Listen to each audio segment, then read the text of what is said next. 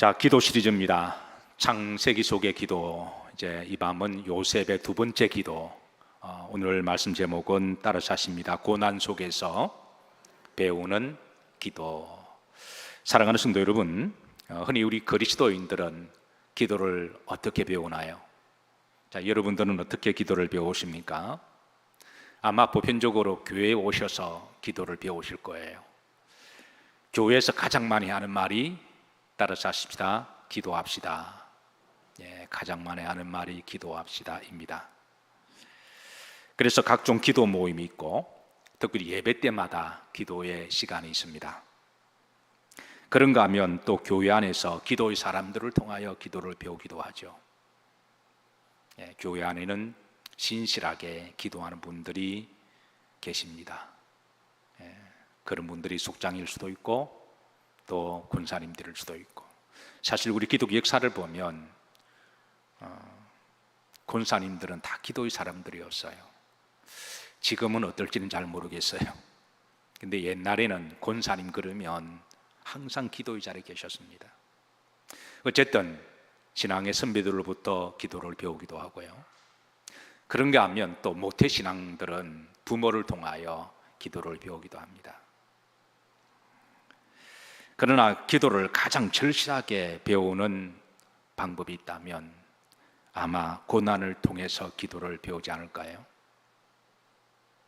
우리가 고난을 만났을 때에 그때는 간접적인 기도가 아니라 직접적인 기도가 됩니다. 사실 주변에 아무리 기도하는 권사님이 계시고 기도하는 그 권사님의 모습을 본다고 할지라도, 그리고 또 기도를 흉내내 보기도 하지만 그건 다 간접적인 기도입니다. 부모가 내가 잠을 잘 때 머리에 손을 얹어 기도해 주는 것, 또 담임 목사가 안수 기도하는 것, 이거 다 사실 간접적인 기도입니다.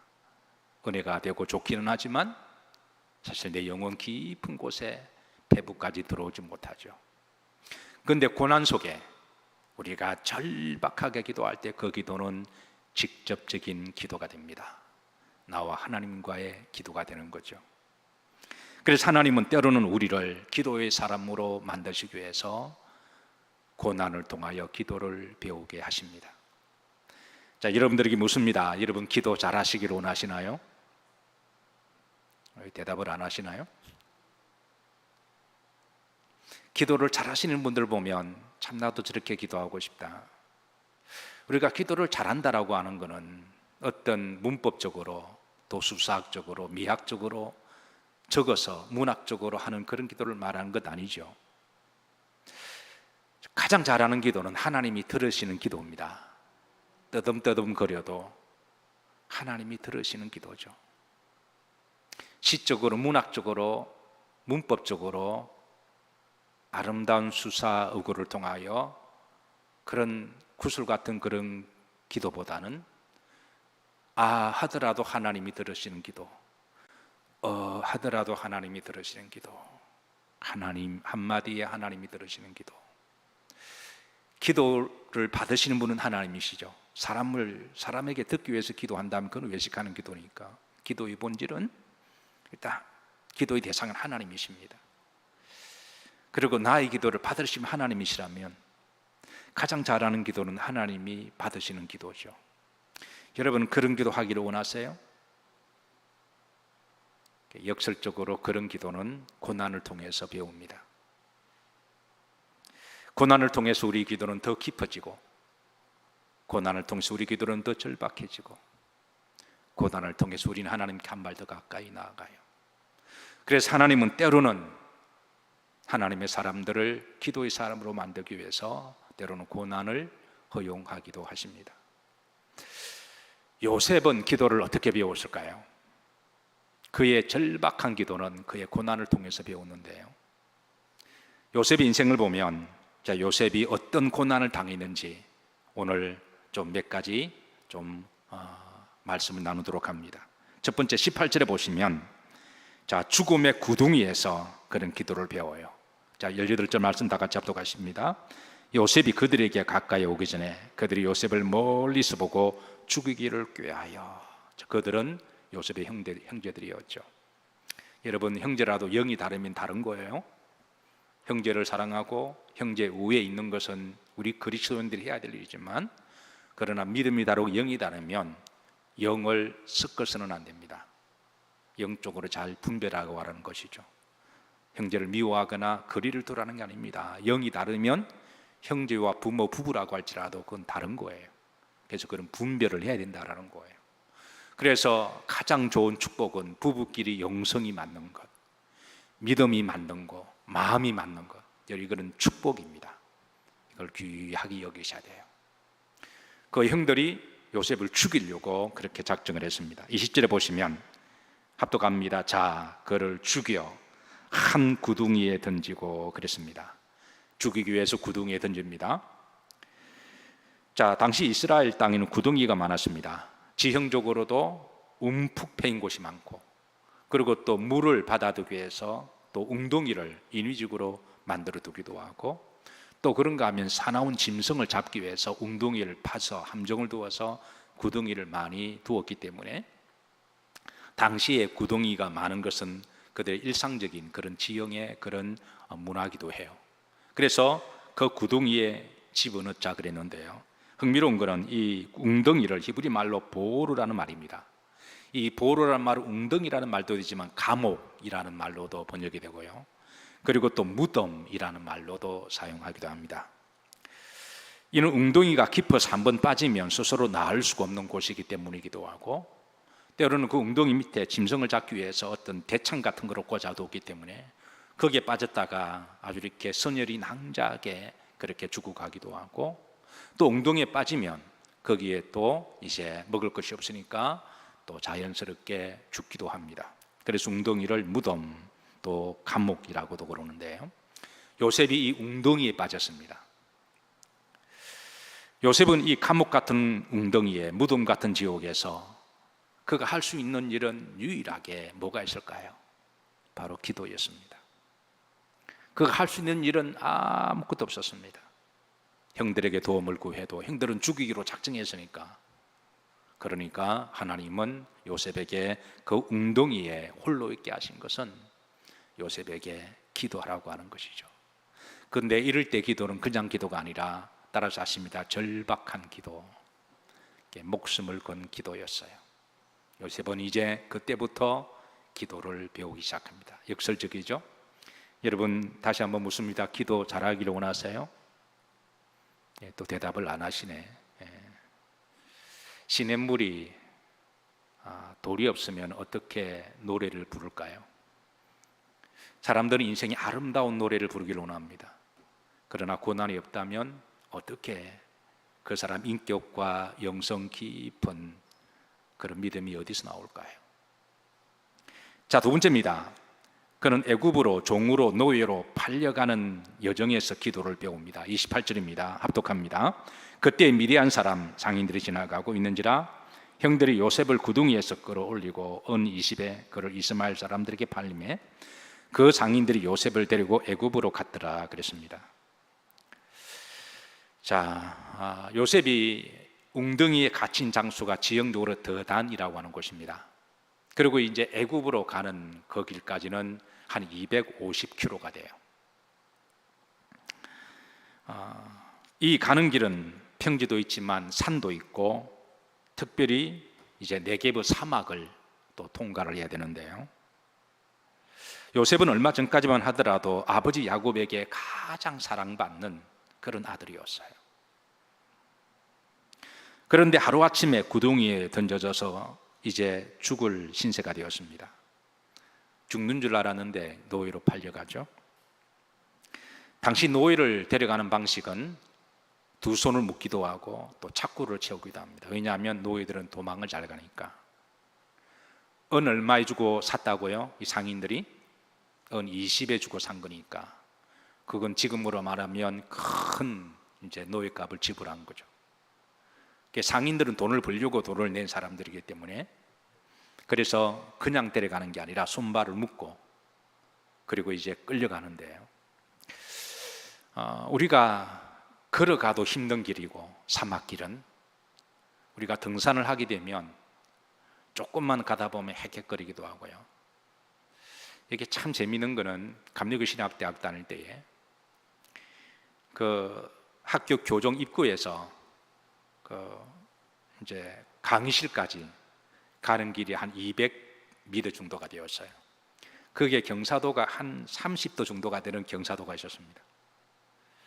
한 200m 되는 그 길, 경사도 30도 되는 그 경사도를 신학생들은 올라가면서 그 길을 골고다의 길로 불렀어요. 어떻게 보면 참 웃기죠. 아니, 그 정도 가지고 그게 고난의 길과 골고다 길일까?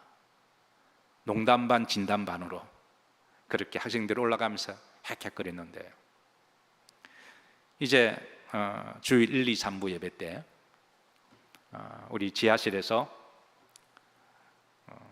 2층까지 이제 찬양들이 끌고 올라오는 길이 계단이 좀 들어 있습니다. 2층까지 지하니까 3층이죠. 올라다 보면 어떤 분은 힘들어 죽겠다. 제가 누구라고 말은 할 수는 없지만 한편으로는 이해가 되지만, 몇 층 계단 걸어 오르고 그러면서도 힘든다고, 이런 모습이. 우리가 산을 하나 등반해도 헥헥거리는데요. 그런데 그 한 250km를, 그래서 손발이 묶여서 끌려가는 그 길은, 그거는 고난의 길이었고 그거는 고통의 길이었습니다. 요셉이 이 노예로 잡혀서 끌려가는 길에서 그는 250km 동안에 어떻게 걸어갔을까요? 그는 아마 피눈물을 흘리면서 걸어가면서 하나님께 기도했을 겁니다. 기도하지 않고서는 견딜 수가 없는 길. 우리는 때로는 광야의 정을 걸어가면서 예상치 못하게 하루아침에 우리가 이 길을 걸어가야 할 때가 있습니다. 그럴 때 때로는 낙심하고 절망하기도 하고, 하나님이 살아계시면 이라고 그렇게 하는 사람도 있겠지만, 우리가 이것을 우리가 믿음으로, 영성으로 약간만 다르게 해석하면, 하나님이 나에게 기도하라고 그러시구나. 요셉은 바로 그 길을 기도의 시간으로 인간적으로 막 제주를 해서 어떻게 하면 도망갈까, 어떻게 하면 좀 이렇게 잘 보여서 애굽 상인들에게, 우리가 어려움을 만나면 어떤 사람들은 인간적으로 자꾸 이런 식으로 해서 어떻게 벗어나려고 그래요. 근데 그럴수록 사람들에게 더 무시를 당하고 더 스텝이 꼬일 경우가 있습니다. 근데 요셉은 묵묵하게 걸어가면서 하나님께 기도합니다. 그리고 기도를 배워나가는 거죠. 자, 39장 1절입니다. 다 같이 한번 합독하십니다. 요셉이 이끌려 애굽으로 내려가매 바로의 신하 진위대장 애굽 사람 포디발이 그를 거리로 데려간 이스마엘 사람의 손에서 요셉을 사니라. 그렇게 먼 길을, 옛날에는 노예들은 신발을 안 신었습니다. 귀족들만 신발을 신었어요. 그 노예들이 신발을 안 신는 이유는 자기 신분을, 천하고 미천한 것을 그렇게 하기 위해서 주인들이 신발을 안 신겼습니다. 그러니까 그 발에 얼마나 피가 났을까요? 그래서 드디어 1절에 보면 애굽에 내려가매 애굽까지 끌려간 거예요.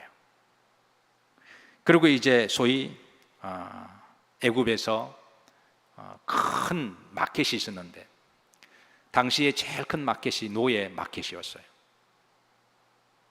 왜냐하면 당시에 노예라고 하는 제도는 고대 건농지방에, 우리나라도 아시아에도 다 있었으니까.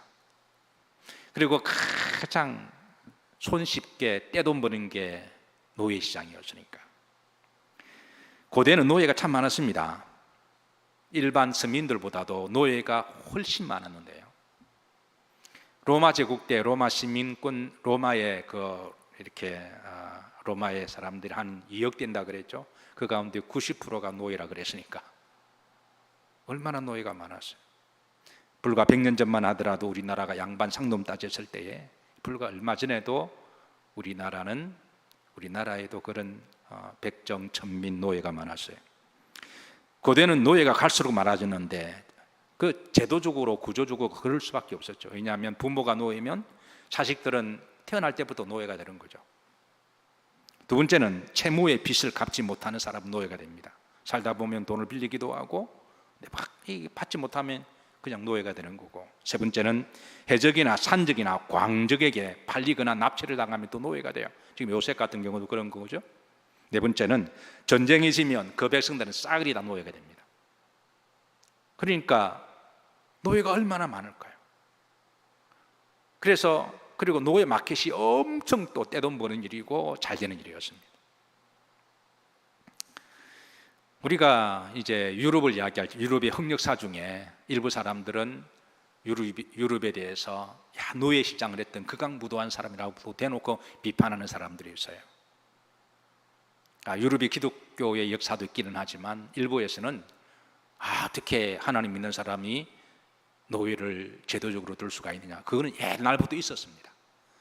그래도 예수님을 믿었기 때문에 그 제도를 기독교인들이 폐지시킨 거지, 그렇지 않았더라면 아마 지금도 있었을 거예요. 어쨌든 그 제도 자체는 잘못됐는데, 근데 한 가지 참 이게 웃기는 게요, 악덕 노예 상인들이 노예를 잡아다가 팔기는 했지만 그 노예 상인들이 어떻게 흑인들을 그걸 공급받았느냐 하면 같은 아프리카에 있는 사람들, 같은 동족들에게 그 흑인들의 또 이렇게 샀다라는 거예요. 그러니까 아프리카 같은 동족들이 다른 부족을 점령하고 그 부족들을 잡아서 노예로 팔고, 백인들에게 노예를 팔고 그 돈을 가지고 무기를 사고, 이렇게 해서 더 많은 아프리카의 노예들이 유럽으로 팔려간 거죠. 어쨌든 그 제도는 잘못됐지만 옛날에는 노예가 참 많았습니다. 그리고 마켓 중에 제일 큰 마켓이 노예 마켓이었어요. 왜? 돈이 되니까. 바로 요셉은 그 애굽의 노예 마켓, 그리고 당시 애굽은 제일 잘 나가는 제국이었으니까 항상 시장에 가면은 이제 고대 문헌이나 그 그림을 보면 그 고대의 노예 시장 그림들이 의외로 많이 나와요. 거기에 보면 발가벗겨 놓고요, 목에 그 사람의 이력서를, 레주메를 쫙 그어 놓고, 그리고 이제 발가벗기고 돌려놓으면서 거래를 하는데요, 요셉이 노예 마켓에서 그 젊은 나이에 발가벗기고 이렇게 이럴 때 얼마나 수치스러울까요? 얼마나 고통스러울까요? 불과 얼마 전까지만 해도 요셉은 아버지에게 참 존귀하고 사랑받는 아들이었습니다. 그런데 하루아침에 그는 이렇게 신세가 되었습니다. 우리 인생이 참 묘한 게요, 하루아침에 우리가 이런 일을 구덩이에 이렇게 빠질 때가 들어있는데요, 어떤 사람은 하루아침에 좋은 차를, 꿈에 그린 주림카를 사고 나가다가 교통사고가 나서 그 하루아침에 그런 되는 경우도 있고요, 어떤 사람은 하루아침에 직장에서 퇴직 통보를 받기도 하고, 어떤 사람은 하루아침에 사랑하는 사람의 죽음의 소식이 전해집니다. 어떤 사람은 하루아침에 이제 어떤 선고를 받기도 하고요, 하루아침에 전쟁이 일어나기도 하고, 우리 인생에 보면 하루아침에 이런 일들이 생기는 경우도 있습니다. 그래서 우리 그리스도인들은 하루하루 하나님 은혜로 겸손하게 감사하면서 살아가야 합니다. 자, 중요한 것은 요셉이 이렇게 애굽으로 팔려가고 그런 고난의 여정 가운데 그의 기도는 더욱더 절실해졌고 절박해졌습니다. 그리고 그의 기도는 깊어갑니다. 여러분, 기도가 깊어지기를 원하시나요? 대답을 잘 안 하시네요. 자, 세 번째, 치욕스러운 누명을 쓰고 그런 가운데 기도를 배우는데요, 창세기 39장 14절입니다. 다 같이 합독하십니다. 그 여인의 집 사람들을 불러서 그들에게 이르되, 보라, 주인이 히브리 사람을 우리에게 데려다가 우리를 희롱하게 하는도다. 그가 나와 동침하고자 내게로 들어오므로 내가 크게 소리 질렀더니. 성경을 잘 아시는 분들은 보디발 그 장군의 와이프가 요셉을 유혹하죠. 요셉이 이를 여러 번 뿌리십니다. 여자가 한을 품으면 온유월에 뭐가 생긴다고요? 기상이변이 막 일어나죠. 요즘 한반도에 막 태풍, 폭우들이 일어나는 이유도 아마 혹이라도 몇몇 여성 때문에 그러지 않을까. 그래서 아마 자존심도 상했는지 그래서 요셉을 성강간 미수범으로 몹니다. 당시의 노예들은 주인의 말에 대꾸를 해도 죽일 수 있는 권한이 있는데 그 주인을 성강간했다 그러면 이거는 죽은 목숨과 똑같은 거예요. 예나 지금이나 성강간 미수범은 가장 수치스러운 행위입니다. 만약에 요셉이 그런 짓을 하다가 이런 수치를 당하면 그것은 억울한 일은 아니죠. 근데 이것은 누명이 아니라 정반대입니다. 그 여인이 그렇게 준수한 젊은 요셉을 보고 유혹을 하다가 그리고 자기 청을 안 들어주자 한을 품고 억울한 누명을 씌워서 요셉을 성강간범으로 몰고 죽이려고 그랬으니까 요셉이 이런 억울한 누명을 쓰고 얼마나 억울했을까요? 얼마나 억장이 무너졌을까요? 근데 보디발 장군은 이상하게도 요셉을 죽이지 아니하고 감옥에 보내요. 일부 학자들은 이 부분에 대해서 풋노트를 달아줍니다. 이거는 그 당시의 법은 이거는 죽이는 건데 아니 자기 와이프를 겁탈한 노예를 그건 죽이는 건데 왜 그랬을까? 일부 학자들은 이렇게 풋노트를 달아줘요. 보디발 장군도 와이프의 성적인 그런 행위를 익히 알고 있었다라는 거예요. 그래서 아무리 조사를 해봐도 요셉은 그럴 사람이야. 그렇다고 해서 와이프를 쫓아보낼 수 없으니까 와이프의 체면을 봐서 요셉을 죽이지는 않고 감옥에 보내는 거로 그냥 일단락을 시켰다라고 하는 그런 훗노트도 있기는 해요. 어쨌든 요셉은 이런 일련의 과정을 겪으면서 그가 불려다니고 이렇게 대질신문을 하고 재판을 받고 감옥에 가는 이런 일들이 얼마나 수치스러웠을까요? 그러나 그는 이 억울한 누명의 수치 속에서도 하나님께 따라서 하십니다. 기도하는 법을 배웁니다. 만약에 요셉이 이런 과정을 기도로 풀지 않고 억울하고 원통해서 가슴이 시퍼렇게 치도록 멍들도록 때리고 그리고 적개심을 품었다면 아마 요셉은 감옥에서 화병으로 죽었을 거예요.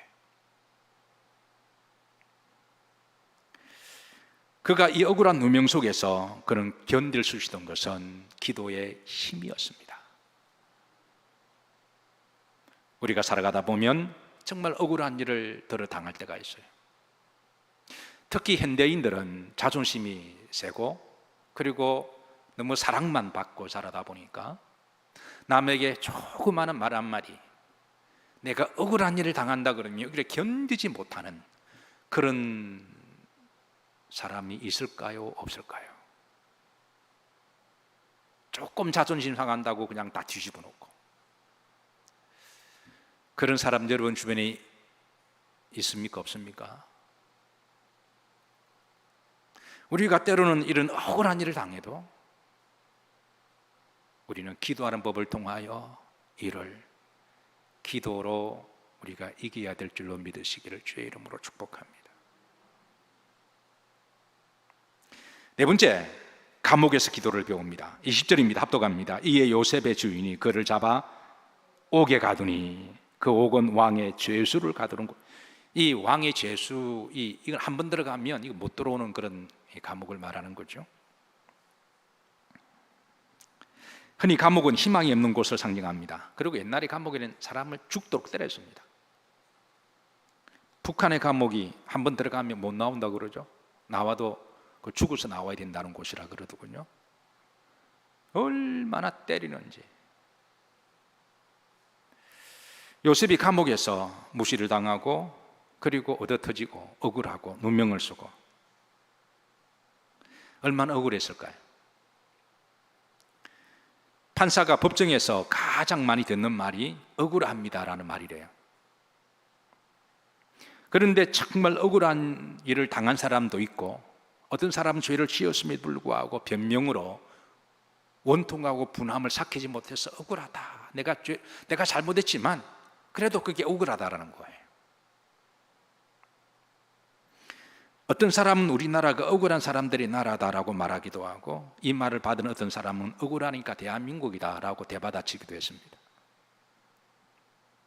누가 더 억울한지 여러분 한번 대답해 보시길 바랍니다. 이 땅에 남자로 태어나는 것이 억울한 일일까요? 여자로 태어나는 것이 억울한 일일까요? 어떠세요? 아마 이런 질문이 불과 50년 전에만 물었다면 아마 모든 여성들이 억울합니다라고 했을 거예요. 근데 요즘은 시대가 바뀌었습니다. 가난한 사람들은 돈이 없다고 유전무죄라고, 무전유죄라고 억울하다고 말을 합니다. 그런데 부자들은 남들보다 내가 세금을 더 많이 낸다고 억울하다고 이야기합니다. 그래서 할 수만 있으면 세금을 안 내려고 억울하다 그러면서 방법을 찾습니다. 그런데 억울하다는 말은 우리나라에서만 많이 쓰는 게 아니라요, 미국에서도 아이들이 부모에게 제일 많이 하는 말이 unfair라는 말인데요, 이거는 공평하지 못하다는 말이에요. 미국의 10대 아이들이 부모에게 제일 많이 하는 말이 unfair, 불공평해요. 지가 볼 때는 공평하지 않는 거예요. 지가 볼 때는 억울한 거죠. 그런데 분명한 것은 우리가 세상을 살아가다 보면 이런 억울하고 원통한 일을 때로는 당한다는 데 있다는 거예요. 왜냐하면 이것이 세상이기 때문에 그렇습니다. 세상은 항상 공평하지 않습니다. 항상 정의롭지 않습니다.